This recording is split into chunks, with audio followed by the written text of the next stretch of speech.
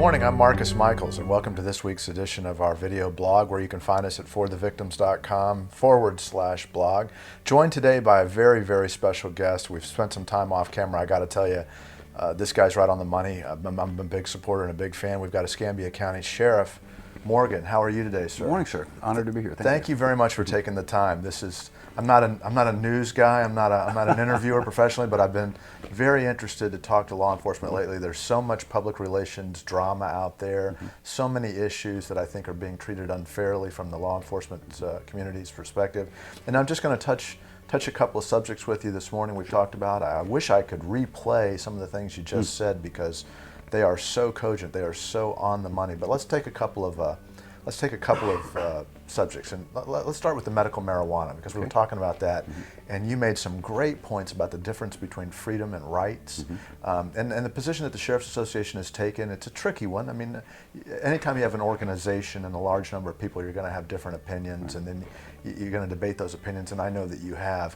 You made a great point about it being your responsibility and the law enforcement's responsibility to enforce these laws, not so much to be involved in the creation of the laws, certainly not a court system or a politician in trying to interpret these laws. But tell us, if you can, law enforcement's perspective on this medical marijuana issue, because when it's pitched, when Representative Gates or former Senator Gates get on the podium and they talk about medical marijuana, it seems so compassionate. It seems like such an easy call. But as you were indicating earlier, you know, taking a controlled substance and moving it on the scale and doing that without FDA approval is pretty risky, pretty slippery slide. We fully supported, and by we I mean the Florida Sheriff's Association, about 18 months ago. There were several folks that again came up, and as you well know, even locally here, there's some folks that live over in Gulf Breeze that have some children that suffer from certain types of seizures. It's almost a palsy type thing. It could be a mild form of nerve disorders, I guess is probably the best way to look at it. And we're concerned about that the administration of this is still in the area of anecdotal. However, the Florida Sheriff's Association took the approach, and I think rightly, in that, not being our area of responsibility, that we would defer to the medical community. Now, the medical community came online, and for those that don't know, there's medical marijuana in pill form called Marinol. Marinol, exactly, came out in the late 60s, early 70s. It's been around for a very, very long time. When I was in the Army, I prosecuted a guy that got a hold of some pill form Marinol. We had a very interesting trial about how it was metabolized the same way, produced the same results. Exactly. I'm surprised you don't see more Marinol on the street. Well, again, it's very rarely prescribed, and the reason why is even the medical community will tell you that, again, all of their evidence, if you will, and research is still anecdotal, because there hasn't been this research on the medicinal effects of marijuana across the board. So we hear about its calming effect more so than, again, the elation and the high that it gives folks. And that part is kind of left out of the argument. But be that as it may, the Sheriff's Association agreed with this group of individuals who came forward, in an attempt to be compassionate, and that's really what they call it. They call it the Compassionate Medical Marijuana Bill. But it was restricted to the pill form, salve, and patches, not smoking of marijuana. As the Sheriff's Association continued their research, and they dealt with the American Medical Association, the overall governing board in the medical community, but also the areas especially, the American Ophthalmic Association. And I would tell you, being a glaucoma sufferer, I had always believed, it was kind of an urban myth, I found out, that marijuana can be used medically for glaucoma. I'd always heard that it was. That's a myth. There is no data to indicate that, because I was being joked at work, well, Sheriff, instead of going through the regular treatments for this eye condition, are you going to try to score some dope? The sheriff smoking weed would be national news, wouldn't it? Well, that didn't happen. So, but the American Psychiatric Association and all of those specialties under the American Medical Association have come out and said that, again, it hasn't gone through the normal FDA process, and so therefore they don't support the legalization of marijuana, especially in a smoked form, which is the goal here. I mean, there's billions of dollars to be made, obviously, in the production and sale of marijuana at some point. However, I know right now in Colorado they're falling well below what their projections were. I think the first year they predicted about a $33 million bump in government coffers, if you will, in Colorado, and they're almost 11 million short. Well, and the governor now has come out and said he wishes he could do it over again. Exactly. He's changed his mind about well, its impact. it's such a drain. The numbers work out to be about, for every dollar in revenue you get for taxes, you spend about $10 in social services and law enforcement. So it's a really, really bad deal, even from an economic perspective. But again, we all supported that. If it's going to be controlled, it's not our place to tell doctors what drugs they can and cannot prescribe.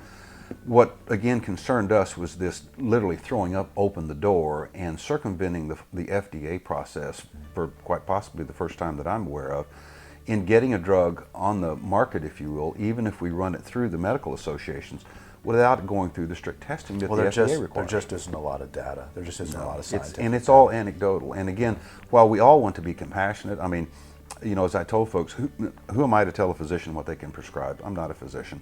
And number two, with the families, you know, that are suffering from debilitating diseases, whether it's cancer or HIV. But by the way, it's less than 3% in those two areas. Even with a prescription of medical marijuana, the Marinol, which is allowed to be prescribed in many instances, it's less than 3% of the cancer patients in HIV that even take that. Well, and we got to be careful we don't blur two things, because there was a non-euphoric strain of marijuana that we're talking about, which is actually supposed to be therapeutic and reduce the seizures, and that's a little different than Marinol and others, which are still give you the same high. Exactly. And it's the high itself that's supposed to combat the nausea and combat the pain. And so there was kind of, at times when I hear people talking about it, they're really blurring two different and distinct categories. Yeah, exactly. And of course, our concern, things that haven't been worked out should this new bill pass, is even in the area of law enforcement. Let's say that I have an officer that goes to the doctor and they're prescribed marijuana. Now, what do I do with that officer? Do I put everybody in you know, a non-gun carrying, non-driving status for the time that they're in treatment, which again causes us severe manpower issues, because I can't deny them appropriate medical treatment? Well, and I've got to confess my ignorance. I've thought about this in terms of sports and athletes being sanctioned. It's like, well, what if you're a visitor to a state that has legalized marijuana and you smoke the marijuana in a legal state, in a legal setting, and then you come back across state lines and you go through a urinalysis and you're popped hot? Right. I mean, how do you enforce that? I mean, what if you've got a deputy visiting Colorado and he's fully compliant with the law in Colorado, and he comes back a week later and he's still urinalysis positive? I mean, how do you referee that? Our federal partners are telling us they're already running into some issues, and again, the litigation is going to begin with, again, in there, I go and buy legally marijuana in Colorado. Now, do I not have, under federal statutes, a rite of passage?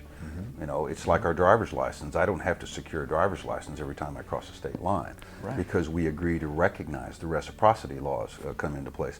So it's huge. And again, I don't think it's been really well thought out. And as I told you, I take somewhat of a philosophical approach. Our job, and I think we did a very good job of it with the Florida Sheriff's Association, is we put a sufficient amount of information, I believe, out there to the general public to let them know that this could be the effects of the passage of these laws.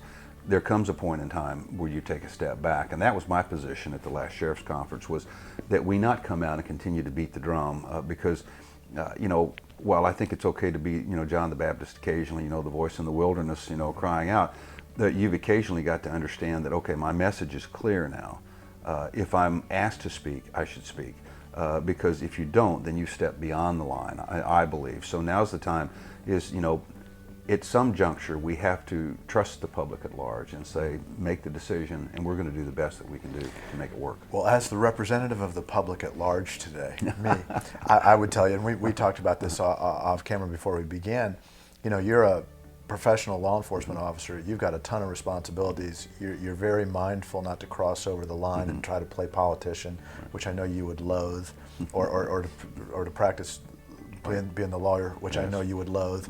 But my response to that, and I'll kind of put you on the spot, is this: it's like the public at large, like me, we want to know what you think, because your perspective is so unique.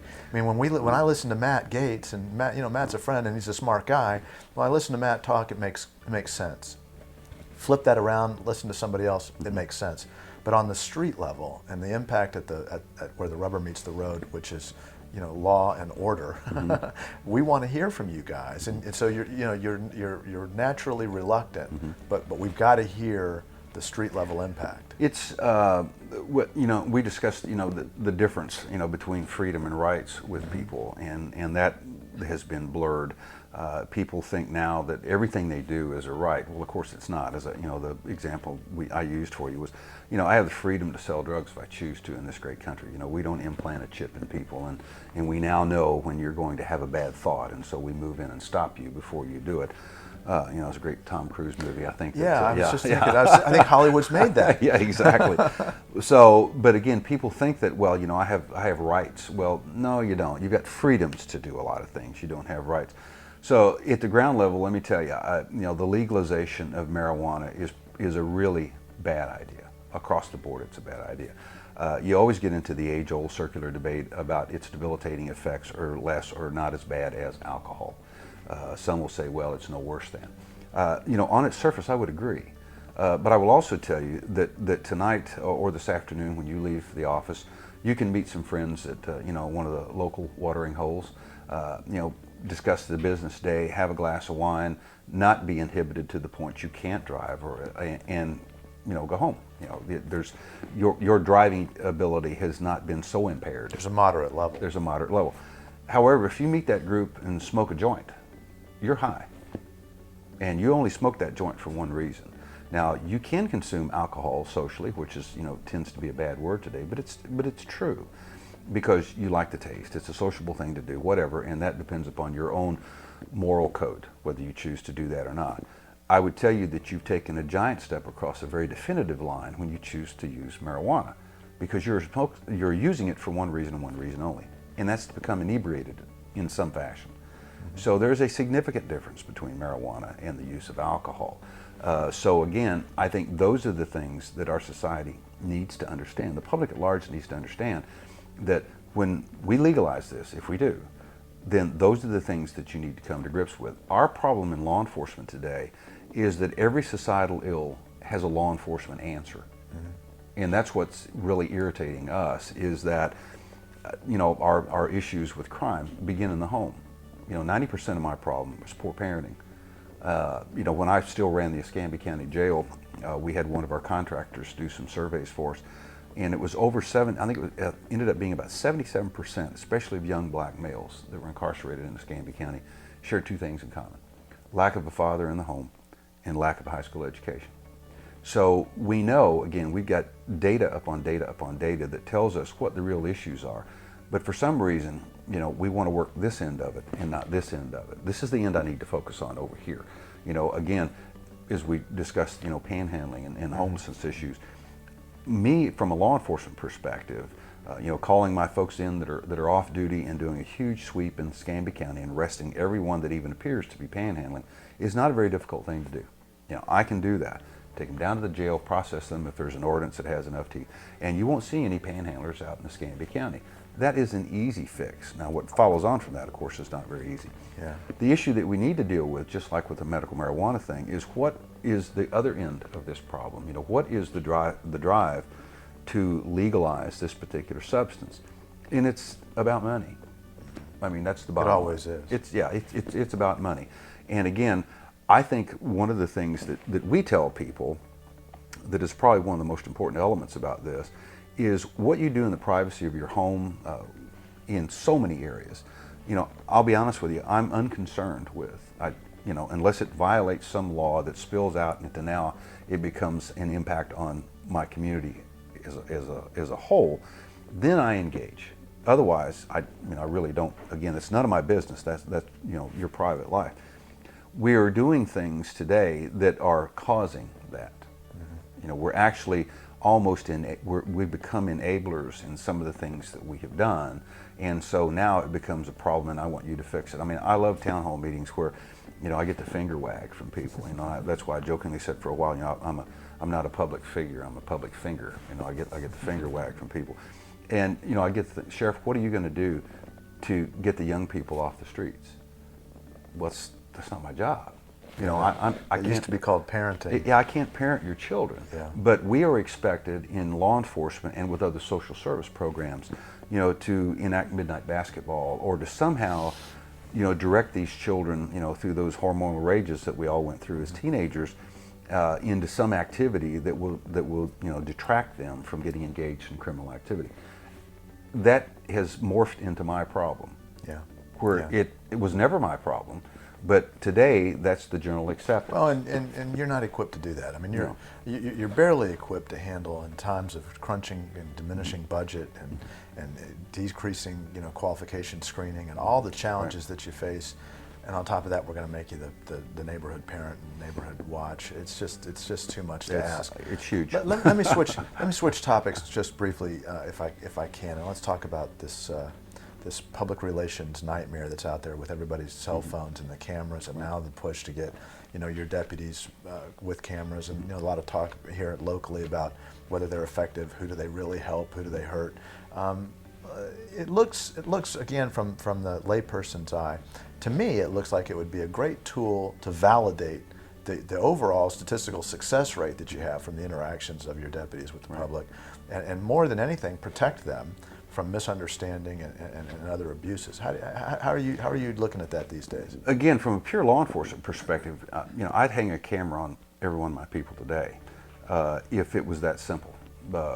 It was almost a humorous story. The last citizen complaint I worked was with a gentleman that was in his early 80s, just incensed and enraged at the way he was treated by a deputy who had given him a traffic citation. And there is a God, because when I went back and had my folks check, we actually had it on camera, on the video cam from the car, the dash cam. And he had alleged that the officer used vulgarity and was abusive and threw his license at him. And it was just on and on and on. I mean, anything this officer could have done wrong to enrage a citizen, my officer had committed. And so again, we do what we always do. Went to internal affairs, even anonymous citizen complaints. I know a lot of people don't understand or believe this, but we check every one of them. And so we pulled the dash cam, and I called the gentleman in, and it was humorous because there was a tremendous amount of vulgarity in that traffic stop, but none of it came from the officer. This gentleman, began from the moment the officer stood next to the window, and dropping the F-bomb and why did you stop me, etc. And the officer's trying to speak to the individual civilly. I mean, it was like something in a movie script. If you had written a 180-degree turn from what was reported to us by the citizens. Somebody was playing the wrong part. Exactly. Somebody was reading the wrong lines. You swap scripts. You got the wrong script. Yeah. And of course, you have a little fun with those. You say, "Excuse me, now this is you on this videotape, isn't it?" Yeah. So my What's approach. the response? Because in my world, Silence. I'm the complaint department for my business too. Mm-hmm. And you look into these things, and sometimes you're just in the position where you can't validate or verify things. But in my business, we do a lot of documenting and writing. Absolutely. So when we get these complaints, we pull these things out and say, well, wait a minute, here's what you've signed, here's what you've written, here's your position on this. And I'm always curious. It's like there never seems to be that light bulb that goes off that says, you know what, I just misunderstood this. You can watch they disassociate, is what I would probably describe that.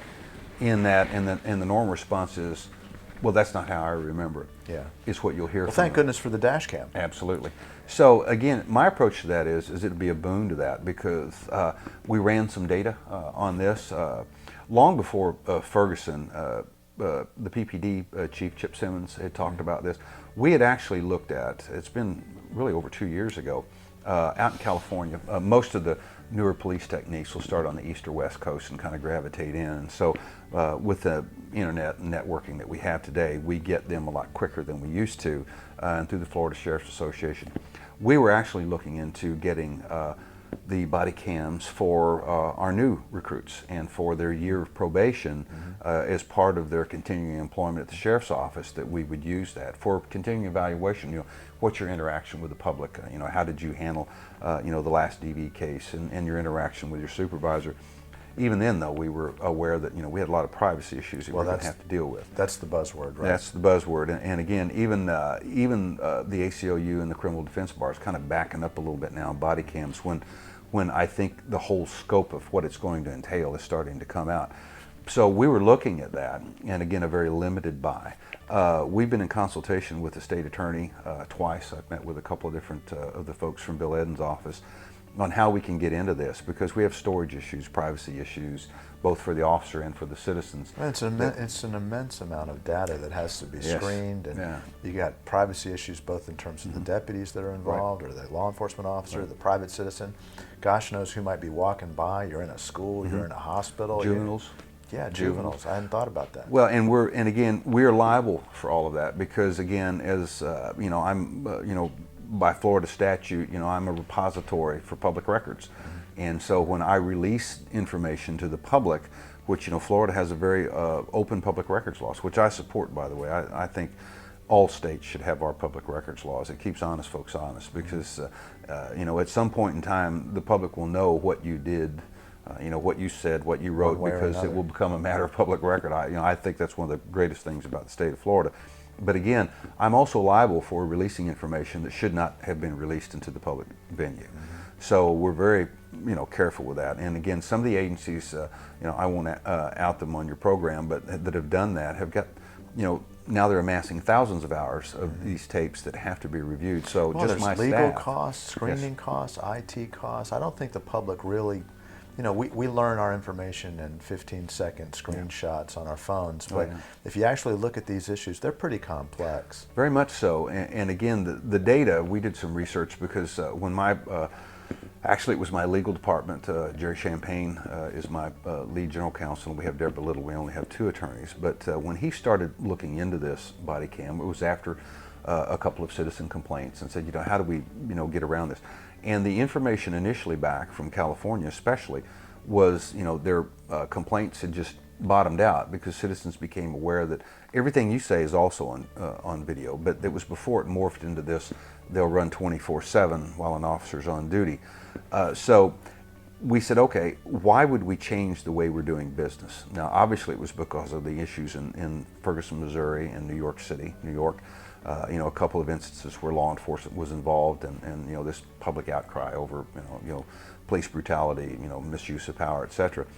Well, again, we make about 1 million arrests a year for all agencies engaged in law enforcement in the United States. It's in the 900,000s. And out of that, it's less than 2%. It actually works out to be 1.237 of arrests in the United States involve any hands-on or physical force to the suspect. Meaning that we have to use pepper spray, we have to use an ASP, which is an impact weapon, the taser, and of course also the use of deadly force involving a weapon. But less than 2%. It's not. It's actually statistically 1%. It's actually pretty remarkable. Exactly. It's tremendously so. So we're going to change fundamentally the way we do business based upon these incidents. Now, again, when you stand in front of a family that's just lost a family member, etc., that's a very difficult piece of data to convey to them, because they're overwrought with emotion, and what they want is the problem fixed. And once again, it becomes a law enforcement problem. And I've told folks that we need to come to grips with an understanding in government as well as in business or private practice. We have to do things that are physically responsible. Yeah. As you well know, the state attorney doesn't prosecute every case that I bring to them. It met the requirements for probable cause. We got the warrants for arrest. They're incarcerated, etc.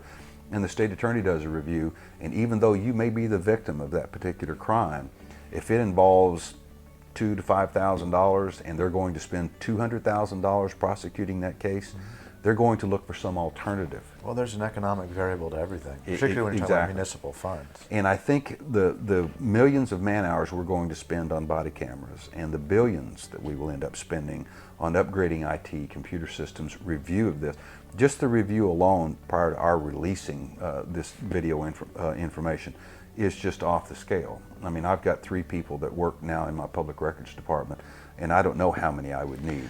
Let's take it away from the nuts and bolts of economics for a second and talk about it from a public relations standpoint.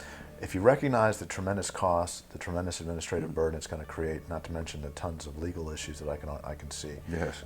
But what if it does something intangible? What if it does something which I think we really need, which is a rehabilitation in the public's eye of just exactly how much good law enforcement does, as opposed to these snapshots of things that didn't work out quite the way the public would want to see them work out. And so I want to throw this at you, just to give you a chance to respond. Sure. Do you think that the media is treating law enforcement unfairly in a general sense, and some of the stuff that goes viral is really so statistically anomalous? I mean, it's just such a small percentage. How about we turn the table on that a little bit, and you create some good public relations data. You know, you create some good interactions, and we begin to fight back kind of this media presumption that, you know, there's always going to be too much force used, or a choice that was made by a law enforcement officer that's subjected to ridicule. I wish that was possible. It is. I got the solution for you. I'm going to give you the solution after you answer. I got the key. Here's why I say that's if everything lines up with the original intent, then I would be in complete agreement. Here's the issue. I'm old enough to remember, Walter Cronkite and the press truly being the fourth branch of government. We trusted the media in that, you tuned in at night to watch Uncle Walter because Walter Cronkite wouldn't lie to you. Yeah, he came on and he told the truth. The journalism, much like your faith, the law. I can remember a time when people said, I believe that I've been called to read the law. They actually said those words. It was a calling to enter the practice of law. I've been, called to the ministry. I've been called to medicine. Very revered professions for that reason, because people, it wasn't a job. It wasn't a job. You chose this profession because, whether starry-eyed or not, you understood your impact on your community, your state, and your nation because of the integrity and character that you brought to this profession. Journalism was part of that. We were always, we read about Jefferson and the importance of the free press and the First Amendment, how critically important that was. The press has morphed into, like everything else, a business. The old adage, if it bleeds, it leads. That's a true statement. That which is, the more sensational gets the most, time. That those who bring to the table, what I call, I truly believe that they're, political terrorists. People that come in, and unfortunately they're enabled by the press, who hurl, the most hateful and insightful statements. I've told folks that if some of those folks come to Escambia County and, incite riots in my jurisdiction, I'm going to put you in jail. I'm that serious about this. You do have a limitation on what you can do, and you're bringing destruction to my community. And so I will bring the full force of the law against people that want to do that. I act responsibly, and so will people that are engaged in that activity. As you well know, you don't stand up in the theater and yell fire. Oh, there's parameters for free speech. Absolutely, and that's exactly how I see that. The press, sadly, has become a part of that, in that, again, the more sensational it becomes the lead story. Do you think social media, I'm sorry to interrupt. No, but do you well, think, and do you it think makes a social tremendous media amount of money. Yeah, well, it's profitable, which exactly. really puts the blame. If I were the media, and if I was the spokesman for media, I'd say, well, listen, we're just giving the public what they want. Yes. And people complain it's all bad news, but nobody reads the good news. Yeah. Sheriff Ashley said the other day, he said if I announce at the school that in the front of the school at the end of the day we're going to have a singing competition or a dance competition, and if I announce in that same school that in the back of the school we're going to have a fight after school, everybody's going to the back of the school at the end of the day. And I thought that was a good point in that, the media is giving us, unfortunately, what it is that we're asking for. I wonder if the social media is even a greater degradation of what standards were left of the primary media. It is. I call it the age of misinformation, not information, because what is so dangerous today with social media. When I grew up, I remember when my grandparents got their first phone back in the 60s, oddly enough. It was a party line, and everyone had a ring. And while, again, within the community, if your ring didn't come up, you shouldn't answer the phone. I mean, there were always people that listened into everyone else's call. We call those, town gossips, and they were ostracized. No one would deal with the town gossip because they knew if they got together and spoke about you to me, in my absence, they would be talking about me. Sure. And so you were singled out, and you could not hide. Today, with Twitter accounts and Facebook, etc., I have a huge amount of anonymity. I can create a false persona and can get on there and say the most hateful things about anyone that I want and never be brought to account, as long as I stay just right inside this line, because most people don't have the time nor the money to pursue those, and if they do, you just pop up someplace else. We warn our officers every day, just assume you're on camera. When you step out of your house, just assume that someone's videotaping you. When you speed without your emergency gear on, even though we allow by policy for you to exceed the speed limit up to 10 miles an hour to respond to silent alarms, because we don't want lights and sirens running. Right. We want to try to catch them in the act, in the building. We're going to get complaints on that. People say, he was weaving in and out of traffic. Now, we do ask that they hit their lights when they go through an intersection, but we just tolerate that, and we get the the tapes from cell phones, etc. That here's your officer going through this intersection, and when we check into it, they were responding to an alarm. So I tell the folks, just assume that everything you say or do, and understand it's going to be parsed. But yes, social media, I think in conjunction with that, it's like the issue in Ferguson, Missouri. Hands up, don't shoot. When did that happen? Yeah. Never happened. But it's become almost this clarion call to youth today to protest law enforcement, because they shot this innocent guy who had his hands up coming towards the law enforcement officer, and he was basically shot in cold blood. And because so much of, especially our young people today, they don't read, they don't research that. It's all about, our transmission of a verbal set of events. And as you well know in your profession, eyewitnesses, they're a blessing and a curse. Yeah, that's right. All in the same sentence are a blessing and a curse. And so what we've got out there now is that there is a huge segment of society that believes that Michael Brown was shot with his hands up. That's right. And that didn't occur. Right. That did not occur. It's like the urban myth of the glaucoma and the THC. Exactly. Yeah, exactly. Well, Yeah. so Sheriff Morgan, can't thank you enough for your time, Yes, your sir. generosity.